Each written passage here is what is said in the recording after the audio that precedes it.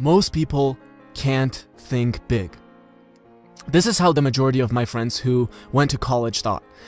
I hope I can get a decent job when I graduate. Like, not even a good job, just a decent job. That was their biggest plan for their life, finding a decent job. I also had very few other friends who said, I'm going to start a business and become a millionaire by my mid-20s. And they're actually on track to accomplishing that. Now here's the thing, the biggest problem is that most people can't even think big.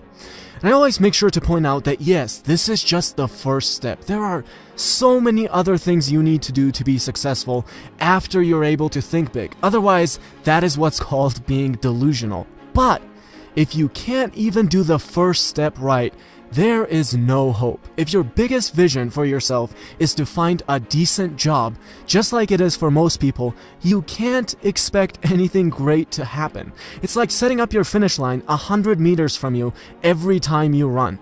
No, you're not going to be a great marathon runner if 100 meters is what you're aiming at. And yes, there are 20 other steps ahead of you. You're going to have to work hard. You're going to have to work smart. But nothing's going to help you when your finish line is constantly set at 100 meters. Value yourself and believe in yourself. I know that sounds kind of cliche, but here's the thing. Most people I know can't even believe that one day they could be making millions. They can't even entertain that thought for a second.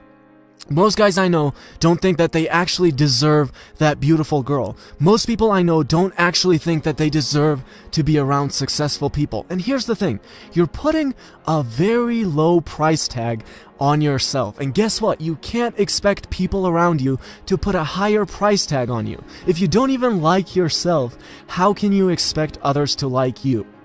If you want me to be your business partner, and you don't even believe that you could make millions, why am I going to even consider working with you? If I'm a girl and you don't even think that you deserve me, why should I think that you deserve me? No one's ever going to value you or believe in you if you can't even value and believe in yourself. There is a lot of truth to what Henry Ford was saying. The man who thinks he can and the man who thinks he can't are both right. And finally, excuse-itis. I remember I was a little kid and I was talking to one of my uncles or something.